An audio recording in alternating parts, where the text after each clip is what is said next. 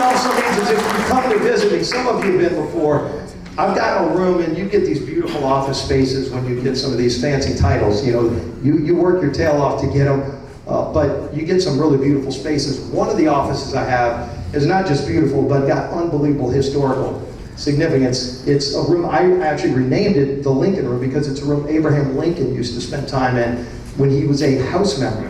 Lincoln served one term in the U.S. House from 1847 to 1849 before he went back to Illinois, ran and lost the U.S. Senate, but ultimately then that catapulted him to become the President of the United States in 1860. But he used to spend a lot of time in what is now one of my offices. And so you come to visit me, I'll take you to the Lincoln Room and you can literally sit where Abraham Lincoln sat and just absorb. I mean, I get to work in a living history museum. It's a treat. It's an honor to represent you in Southeast Louisiana. But to work in a building where so much history of our country happened is one of the coolest things about the job, because every day is different.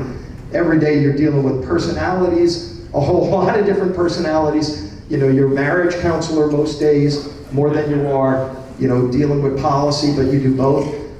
But I wouldn't trade it for anything because, you know, it's an opportunity to really get this country on the right track and fix a lot of the problems that people complain about. I'm not a guy who sits around and complains. I mean, we all can yell at the TV and throw stuff at it for so long, but at some point, you know, can you actually do something about it? Well, we get to do something about it.